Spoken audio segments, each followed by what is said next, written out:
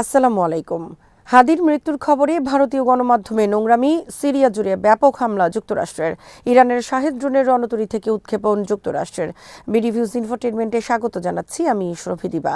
আজ জানাবো প্রতিরক্ষা সংক্রান্ত গুরুত্বপূর্ণ কিছু খবর। শরীফ ওসমান হাদির মৃত্যুর ঘটনায় কলকাতার আনন্দবাজারের খবরে মূল বিষয় হল ডেইলি স্টার, প্রথম আলো ও ধানমন্ডির ৩২ নং বাড়ি ভাঙচুর নিয়ে মাতম করা। ডেইলি স্টার, প্রথম আলো অফিসে হামলার ঘটনাকে আনন্দবাজার বাংলাদেশের স্বাধীন সংবাদপত্রের ইতিহাসে কালো দিন হিসেবে আখ্যায়িত করেছে। একই সাথে আনন্দবাজার বলেছে, হাদির মৃত্যু ঘিরে বাংলাদেশে নাশকতা ও নৈরাজ্য সৃষ্টি করে ফায়দা লোটার চেষ্টা করছে জামাত ও হিজবুত তাওহীদ। হাদির মৃত্যুর সংবাদ পরিবেশন করতে গিয়ে কলকাতার মোদি অনুগত আনন্দবাজার পত্রিকা শুরুতেই লিখেছে, প্রথম আলো ডেইলি স্টার ছায়ানটে হামলার ঘটনার বিবরণ। এরপর ৩২ নম্বর বাড়ি ভাঙচুর, বিভিন্ন অঞ্চলে আওয়ামী লীগের অফিস ভাঙচুর, অগ্নিসংযোগ, চট্টগ্রামে ভারতীয় উপদূতাবাসে ঢিল পাটকেল ছোড়া, চট্টগ্রামে একজন সংখ্যালঘু যুবককে পিটিয়ে মারার অভিযোগ সহ খুলনা ও ময়মনসিংহে দুজনকে হত্যার খবর। এরপর হাদির মৃত্যুর ঘটনা, কে এই ওসমান হাদি ও তার উত্থানের বিবরণ তুলে ধরে আনন্দবাজার। ওসমান হাদির উত্থানের ঘটনা তুলে ধরার ক্ষেত্রে গুরুত্ব সহকারে তুলে ধরে বলা হয়, তার ভাষা ছিল অশালীন, এজন্য তিনি ক্ষমাও চেয়েছেন। এতে বলা হয়, তিনি দ্রুত জনপ্রিয় হয়ে ওঠেন আওয়ামী ও ভারত বিরোধী কট্টর অবস্থানের কারণে। প্রথম আলো ডেইলি স্টার ভবনে অগ্নিসংযোগের বিষয়ে আনন্দবাজার পত্রিকার হাদি বিষয়ক খবরে একটি উপশিরোনামে লেখা হয়, স্বাধীন সংবাদপত্রের জন্য কালো দিন। আনন্দবাজার পত্রিকা গুরুত্বের সাথে উল্লেখ করে, হাদি ছিলেন একজন মাদ্রাসা পড়ুয়া। এর মাধ্যমে আনন্দবাজার বোঝাতে চায়, হাদি ছিলেন একজন ইসলামপন্থী নেতা এবং তার মৃত্যুতে ইসলামপন্থী ও ডানপন্থীরা বাংলাদেশে তাণ্ডব চালাচ্ছে। প্রথম আলো ডেইলি স্টার ছায়ানটে হামলা করেছে বাংলাদেশের ইসলামপন্থীরা। আনন্দবাজারের খবরে আশঙ্কা করা হয়, হাদির মৃত্যু ঘিরে বাংলাদেশে যে অস্থিরতা ও নৈরাজ্য চলছে তাতে নির্বাচন বানচাল হতে পারে, নির্বাচন অনুষ্ঠানে বিঘ্ন ঘটতে পারে। সারা দেশে বড় ধরনের নিরাপত্তাহীনতা তৈরি হয়েছে। নির্বাচনী কর্মকর্তাদের নিরাপত্তা জোরদারও করা হয়েছে। হাদিকে নিয়ে আনন্দবাজারের ইউটিউব চ্যানেল একটি ভিডিও কন্টেন্টের শিরোনাম হল, কট্টর মোদি বিরোধী, ভারত বিরোধী বাংলাদেশি নেতা কে এই ওসমান হাদি। ভিডিও কন্টেন্টেও হাদিকে মাদ্রাসা পড়ুয়া হিসেবে উল্লেখ করে বলা হয়, হাদির ইনকিলাব মঞ্চ থেকে বারবার ভারতের 7 সিস্টার্সকে বিচ্ছিন্ন করে বাংলা বিহারের দখল নিয়ে বৃহত্তর বাংলা গড়ার কথা বলা হয়েছে। আনন্দবাজার পত্রিকা ও ইউটিউব উভয় খবরে বলা হয়, ধানমন্ডি ৩২ নং বাড়ি ভাঙার ক্ষেত্রে হাদি সক্রিয় ভূমিকা পালন করেন।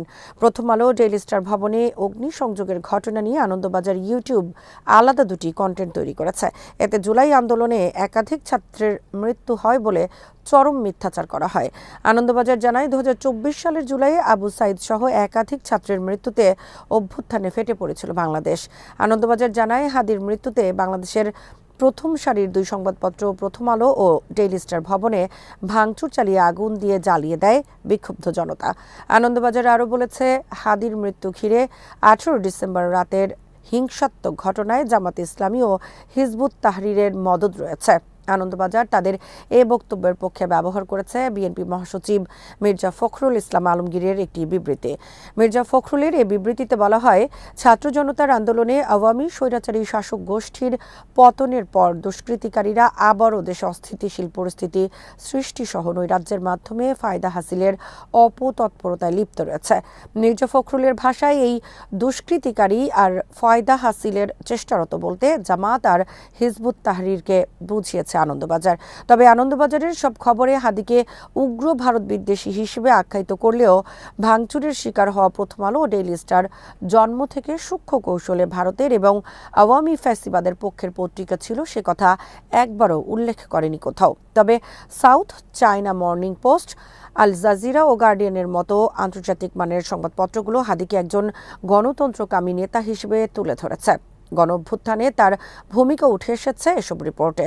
অপরদিকে প্রথম আলো ও ডেইলি স্টারে হামলাকে ভারতপন্থী ২ পত্রিকার উপর বিক্ষুব্ধ মানুষের হামলা বলে উল্লেখ করেছে।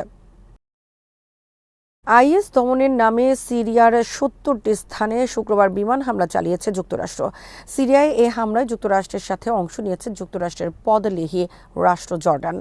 গত ১৩ ডিসেম্বর সিরিয়ায় আইএস বিরোধী অভিযানের সময় নিহত হয় ২ আমেরিকান সেনা। এর প্রতিশোধ হিসেবে শুক্রবার এই হামলা চালানো হয়েছে বলে জানিয়েছেন যুক্তরাষ্ট্রের প্রেসিডেন্ট ডোনাল্ড ট্রাম্প ও প্রতিরক্ষা মন্ত্রী পেট হেগসেথ। শুক্রবারের এই হামলার যুক্তরাষ্ট্র নাম দিয়েছে অপারেশন হক আই, কারণ ১৩ ডিসেম্বর সিরিয়ায় নিহত ২ আমেরিকান সেনার বাড়ি আইওয়া রাজ্যের হক আই অঞ্চলে। তবে কোন কোন এলাকায় হামলা চালানো হয়েছে এবং হামলায় কতজন আইএস জঙ্গি নিহত হয়েছে এ বিষয়ে এখনও কোনো তথ্য প্রকাশ করেনি যুক্তরাষ্ট্র আর্মির মধ্যপ্রাচ্য বিষয়ক শাখা সেন্ট্রাল কমান্ড। হামলা পরিচালনাকারী সেন্ট্রাল কমান্ডের এক বিবৃতিতে বলা হয়েছে, হামলার ফলাফল দ্রুত প্রকাশ করা হবে। তবে পেড হেগসেথ বলেছেন, হামলায় অনেক আইএস সন্ত্রাসী নিহত হয়েছে। সিএনএন-এর খবরে বলা হয়েছে, সিরিয়ায় আইএস বিরোধী অভিযান অব্যাহত রাখতে নতুন করে শত শত সেনা মোতায়েন করা হবে সেখানে। আল জাজিরার খবরে বলা হয়েছে, বর্তমানে ১,০০০-এর বেশি যুক্তরাষ্ট্র সেনা মোতায়েন রয়েছে সিরিয়ায়। বস্তুত আইএস দমনের নামে সিরিয়ায় আবার নতুন করে দখলদারিত্ব প্রতিষ্ঠা করতে যাচ্ছে যুক্তরাষ্ট্র। বিশ্লেষকদের মতে, সিরিয়ায় দখলদারিত্ব বজায় রাখার জন্য যুক্তরাষ্ট্র নিজেই সেখানে আইএস জন্ম দিচ্ছে এবং তাদের লালন পালন করছে, আর আইএস দমনের নামে সেখানে তারা তাদের নিয়ন্ত্রণ প্রতিষ্ঠা করবে। নতুন সিরিয়া যেন কখনো ইসরায়েলের জন্য হুমকি হয়ে না ওঠে সেটা নিশ্চিত করতে সিরিয়ার উপর নিয়ন্ত্রণ প্রতিষ্ঠা করতে যাচ্ছে যুক্তরাষ্ট্র। আইএস দমনের নামে গৃহযুদ্ধ কবলিত সিরিয়ায় যুক্তরাষ্ট্র আর্মি প্রবেশ করে ২০১৪ সালে। ২০১৯ সালে যুক্তরাষ্ট্র সিরিয়াকে আইএস মুক্ত ঘোষণা করে, কিন্তু তারপরও সিরিয়া ত্যাগ করেনি যুক্তরাষ্ট্র। আর যুক্তরাষ্ট্র বাশার আল আসাদের বিরোধিতা করলেও তাকে উৎখাতেও কোনো ভূমিকা পালন করেনি। বস্তুত যুক্তরাষ্ট্র সিরিয়ায় বসে কুর্দি সহ বিভিন্ন সশস্ত্র গ্রুপ তৈরি করেছে। এই কুর্দি বাহিনী ছিল তুরস্কের বিরুদ্ধে। যুক্তরাষ্ট্র সিরিয়াকে অনেক আগে আইএস মুক্ত ঘোষণা করলেও এখন আবার সেখানে তারা নতুন করে আইএস দমনের অজুহাতে অবস্থান পাকাপোক্ত করতে যাচ্ছে। যুক্তরাষ্ট্র তাদের একটি রণতরী থেকে পরীক্ষা চালিয়েছে ইরানের শাহেদ আত্মঘাতী ড্রোনের। মধ্যপ্রাচ্যে মোতায়েনকৃত যুক্তরাষ্ট্রের রণতরী শান্তা বারবারার ডেক থেকে সফলভাবে উৎক্ষেপণ করা হয়েছে শাহেদ নামক দূরপাল্লার ড্রোন। ২ সপ্তাহ আগে যুক্তরাষ্ট্র ঘোষণা দেয় তারা ইরানের শাহেদ ড্রোনের নকল ভার্সন তৈরি করেছে। এসব আত্মঘাতী ড্রোন ইরানের শাহেদ ড্রোনের চাইতেও অনেক শক্তিশালী। এসব ড্রোন মোতায়েন করা হবে মধ্যপ্রাচ্যের বিভিন্ন ঘাঁটিতে। ভবিষ্যতে ইরানের সাথে ইসরায়েল বা যুক্তরাষ্ট্রের যে কোনো যুদ্ধে যুক্তরাষ্ট্র ইরানের বিরুদ্ধে ব্যবহার করবে এসব শাহেদ ড্রোন।